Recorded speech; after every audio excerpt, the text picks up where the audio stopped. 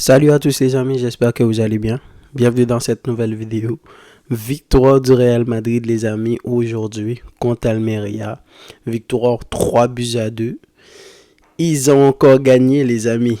Ils ont encore gagné. Alors, c'est un match quand même assez compliqué. Je pense que ça va être compliqué de faire ce débrief. C'était un match avec une très haute intensité.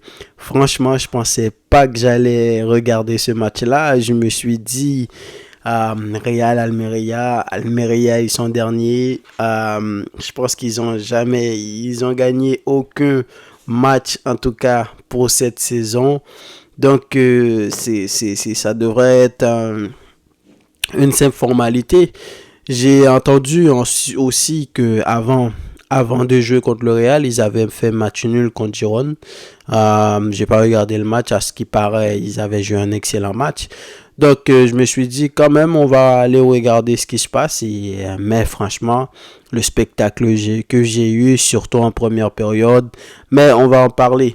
Donc, Ancelotti a encore titularisé son système en 4-4-2, quasiment la même équipe. Est-ce que c'est pas cette même formation-là qu'il avait mis soit contre le Barça ou contre l'Atlético de Madrid? Donc, c'est un peu sa formation de titulaire. Soit il te met Modric, soit il te met Kroos, mais sinon le reste, c'est quasiment pareil.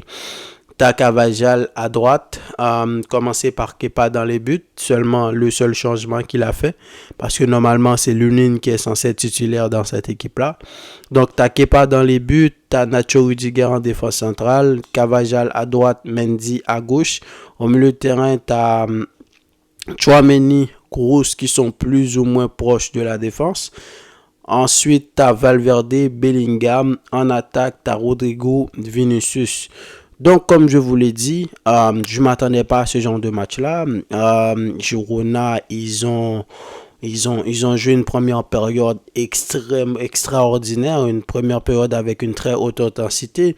Ça a commencé par un mauvais placement défensif des joueurs du Real Madrid. Ils ont encaissé ce but très tôt. Hein. Là, je dirais, il y avait quoi? Il y avait 38 secondes de jeu. Et c'est le Barça normalement qui a ce problème-là d'encaisser des buts, même pas à la première minute de jeu. Un mauvais placement, passe dans le dos, but.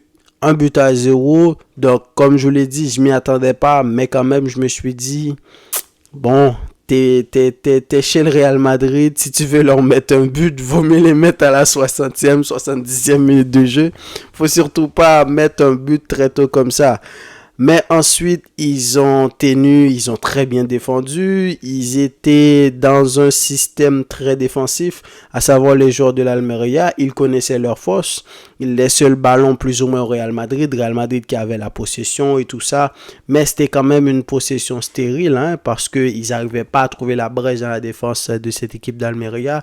Rodrigo, c'était quand même un match compliqué pour lui.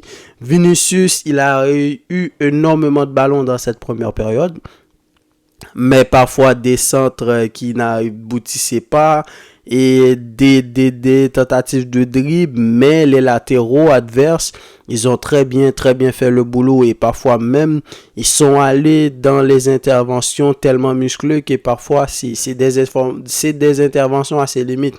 Surtout un gars en particulier, c'est Bellingham. Bellingham, il a reçu énormément de coups, quoique c'était lui selon moi le meilleur joueur du Real dans cette première période. Il était dans les bons coups, il faisait les bons passes et parfois c'est lui qui se faisait frapper. Donc mais ça a pas suffi. Donc dans ce genre de match-là, comme je le dis, quand tu joues contre une équipe comme ça qui fait bloc bas, c'était quand même dans un système de 4-5-1, hein, 4-5-1 et même j'ai vu le gars qui a marqué le premier but là, Ramanzani, j'ai vu ce gars-là revenir défendre devant son but. Même leur attaquant Milovanovic, je crois, un truc comme ça. Même lui, il était devant la défense. Donc c'était une équipe qui faisait bloc bas, ils défendaient tous ensemble et ils partaient en contre-attaque et c'était très compliqué. Donc, en fin de première période, sur une tentative de dégagement de Nacho, je peux dire, est-ce que c'est un dégagement? Est-ce que c'est une petite touchée? Donc, Il y a Edgar Gonzalez qui a découpé le ballon. Quelle grosse frappe, les amis. Une frappe dans la lucarne. Celle-là, les gars, comme dans pour le premier but, Kepa, il a joué la balle avec son pied. Je me suis dit, peut-être qu'il aurait pu l'avoir, mais pour celui-là, tu peux t'appeler qui tu veux, tu peux pas avoir ce ballon-là. Donc là, à ce moment-là, 43e minute de jeu, presque la fin de la première période, t'encaisses un deuxième but, c'est compliqué. Real aurait pu encaisser au moins 3 buts. Hein. Il y a Ramanzani, il a eu des occasions, même en fin de match, il a eu un ballon, un genre de contre-attaque, tout ça, il est rentré dans la défense. Selon moi, il aurait dû faire la passe en retrait, mais il a voulu continuer tout seul. Donc il est rentré, il a tiré, il a pu rentrer comme dans du beurre. Franchement, je vous l'ai dit en première période, les gars du Real Madrid, ils étaient clairement pas dans le coup.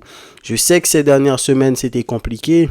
Aller en Arabie Saoudite, jouer une super coupe, donc qu'ils ont gagné, mais les matchs contre l'Atlético de Madrid, ça a été très épuisant. C'est allé en prolongation. Ensuite, en coupe, ils se sont fait éliminer, mais c'était encore une fois en prolongation.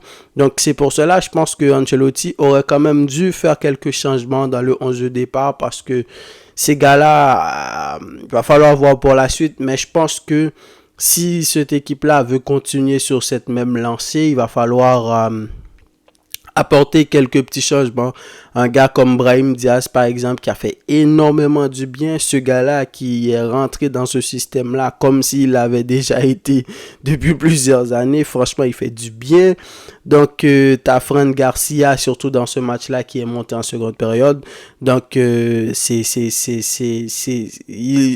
t'as Kamavinga aussi qui est de retour, t'as Ceballos, tu peux faire quelques petits ajustements. Quelqu'un comme Bellingham, on sait que c'est un titulaire, mais Joselu, parce que tu sais très bien que cette équipe d'Almeria, ils vont venir défendre. Et c'est ce qu'il a fait Ancelotti. En début de seconde période, il est monté avec Fran Garcia sur le côté gauche, il est monté avec Joselu, il est monté avec Brahim Diaz. Et inutile de vous dire que le match a complètement changé. On a vu un Real Madrid qui avait pas, je sais pas, qui était complètement perdu en première période. Et en seconde période, ils se sont complètement transcendés. Ils sont montés dans la seconde période et ils ont mis énormément de pression à cette équipe-là. Mais jusque-là, ça allait. Real avait des occasions. J'arrête pas de dire Girona. Almeria défendait. Donc jusque-là, ça allait. Et c'est venu avec un penalty. Un penalty, les amis. Penalty pour le Real Madrid. Alors, sur un centre, je pense, j'ai vu Rudiger et Joselu sauter sur le défenseur. Oui, on peut dire, est-ce qu'il a joué la balle de la main, genre intentionnellement, parce que le bras était quand même détaché. Je pense que c'est pour ça, peut-être qu'on pouvait donner le penalty, mais quand même, est-ce que c'est pas la petite poussette dans le dos de Joselu qui a fait en sorte que ce qu'il a poussé, qui a fait en sorte que la balle frappe dans sa main. T'as aussi Rudiger qui monte sur le dos de l'autre défenseur central. Donc je me dis, si tu vas regarder cette action-là, c'est pas comme s'il y avait une première faute avant un autre centre, c'est sur la même action. Donc selon moi, il n'y a pas penalty, les gars. Il n'y a pas penalty parce que ce match-là, c'est ça. Il y a deux façons d'analyser ce match-là. Il y a une première façon, c'est que tu parles de des équipes, à savoir Almeria qui a fait une très bonne première période, Real Madrid qui a fait une très grande deuxième mi-temps, comme on a l'habitude de voir ce Real Madrid-là. Une équipe que quand ils décident d'augmenter le niveau, d'élever le tempo, quand ils ont le ballon, de toute façon, n'importe qui joue contre le Real Madrid, quand le Real Madrid a ce visage-là, un Real Madrid qui te presse, qui vont y aller, qui ont envie de gagner, qui veulent marquer, un Real Madrid qui est mené au score, on sait très bien comment ça va se terminer. Mais quand même, c'était dans un contexte un peu particulier. Comme je vous l'ai dit, selon moi, il n'y a pas penalty. Tu peux pas actuellement te contenter de la main et de pas analyser toute la situation pour dire que c'est Joselu qui a poussé, c'est Rudiger. Si tu donnes pas la faute de Joselu, il y a la faute de Rudiger. C'est tout à côté, il y a pas photo. Donc s'il y a les gars de l'avant qui regardent ça, selon moi, il aurait pas dû y avoir penalty. Mais ensuite, Almeria a eu la meilleure, comment dire, l'action qu'il fallait. Parce que quand tu te fais dominer comme ça et t'encaisses un but, on connaît le Real Madrid, le deuxième but allait pas tarder à venir. Hein. Mais sur une contre-attaque, à Almeria, ils ont marqué un troisième but. Et là, je me suis dit, qu'est-ce qui se passe? Ensuite, l'arbitre est allé encore à la VAR. Il a annulé le but. Donc, sur cette action-là, je me dis, oui, le milieu de terrain, je pense qu'il s'appelle Topi ou Lopi, un truc comme ça, Topi ou Lopi. Il avait déjà récupéré le ballon. Il a récupéré le ballon en force sur Bellingham. Ensuite, il a mis sa main en opposition. Donc, on le sait, quand tu as le ballon, tu sais de te mettre ton corps en opposition, il ne faut pas utiliser ta main. Si ta main frappe le visage du gars, automatiquement, c'est faute. Donc, je regarde le ralenti et je me dis, cette action-là, oui, je pense que, est-ce qu'on peut dire que c'est faute?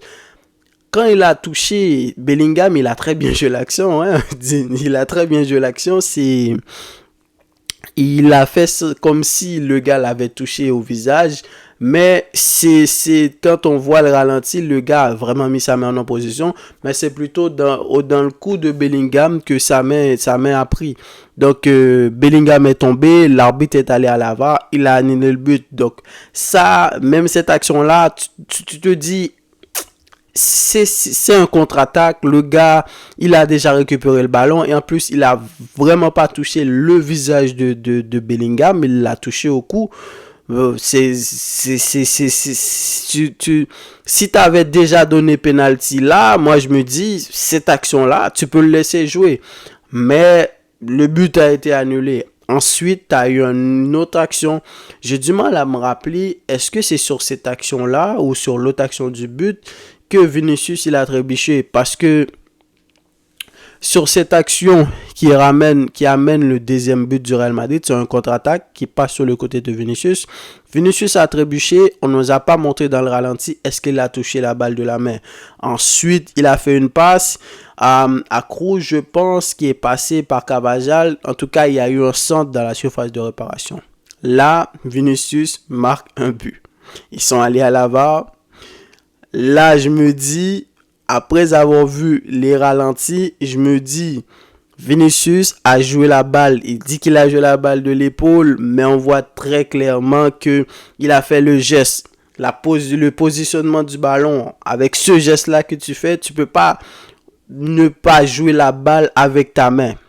Donc, et ensuite, comme je vous l'ai dit, c'est quasiment une action similaire comme l'action du penalty. Hein. Le bras du gars, non, il était beaucoup plus détaché. Mais selon moi, la balle a touché son bras au même endroit que Vinicius, à la même partie que Vinicius a marqué son but. L'arbitre, il est allé regarder à la VAR, ensuite il a donné le but. Inutile de vous dire que quand tu mènes 2-0 et que y a deux actions comme ça, l'équipe adverse obtient un penalty. C'est pas n'importe quelle équipe, c'est le Real Madrid. L'équipe adverse obtient le penalty qui est, à mon avis, pas penalty. Et les gars, ils sont pleins. Hein. Le coach de l'Almeria aujourd'hui, je pense que lui, il a pété une zurette. On l'a même expulsé dans le match. Ensuite, tu marques un but, on te dit que c'est pas but. Ensuite, on te donne un deuxième but. C'est un but compliqué. Ensuite, les gars, comme vous connaissez, à 2-2, 11 minutes de temps additionnel. Un Real qui est en confiance maintenant qu'ils ont égalisé. Ils ont juste à aller chercher un but. Donc, le troisième but est venu sur un centre, coup de tête de Bellingham. Le défenseur adverse quand même qui était fautif selon moi sur cette action-là. Mais Carvajal, il a été très intelligent. Il est passé dans le dos. Il a marqué. Donc, victoire du Real. C'est quand même un match où le Real Madrid quand même, moi je vais pas rentrer dans cette logique là en me disant que ils ont volé le match, etc. Parce que moi je me dis, si ça avait été pour le Barça, moi je prends une victoire où le Barça se fait dominer, ils arrivent qu'à marquer un vieux but. Je me rappelle le match contre la Real Sociedad, ils arrivent à marquer un but alors que Tu voyais pas vraiment comment ça pouvait se passer. Moi, je prends une victoire où l'arbitre aurait dû accorder faute, il n'a pas accordé, et qu'il aurait dû accorder main, il l'a pas accordé. Donc ça, c'est pas mon problème. Mon équipe a gagné, je suis content. Mais quand même, j'essaie d'analyser le match, de voir les actions. Je me dis quand même que ce match-là, c'est quand même un match. C'est quand même, selon moi, un mauvais, des mauvaises décisions arbitrales qui ont fait en sorte que le Real a gagné ce match-là. Mais comme je vous l'ai dit, vous l'ai souvent dit dans mes vidéos, le Real Madrid, il gagne toujours, ou du moins, ils ont encore gagné. D'ailleurs, je pense à faire une série de vidéos comme ça, après des gens de débrief du Real Madrid. Ce genre de match compliqué là, où tu dis Real va pas gagner, soit il marque un but qui sort de nulle part, soit ils ont des petites décisions favorables, etc. Le genre de match compliqué, quoi. Donc, je me dis, je vais peut-être faire une série de vidéos à chaque victoire comme cela. Je vous ferai une vidéo qui dirait ils ont encore gagné.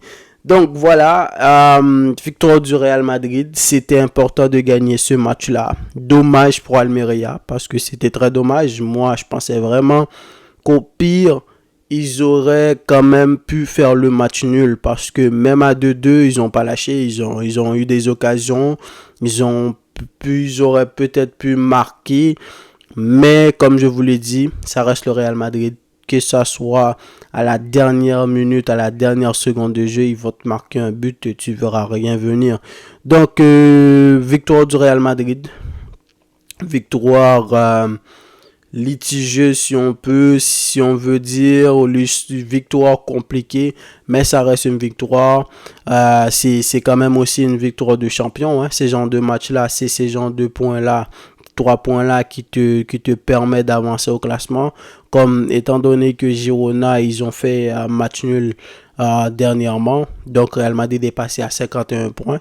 En attendant de jouer en attendant que Girona joue contre le FC Séville. Donc, n'hésitez pas à me donner vos avis dans les commentaires, les amis. Dites-moi qu'est-ce que vous en pensez. Est-ce que selon vous, Real méritait de gagner? Est-ce qu'il y avait penalty ou pas? Le troisième but de l'Almeria, est-ce que vous donnez cette faute-là ou pas? Le but de Vinicius.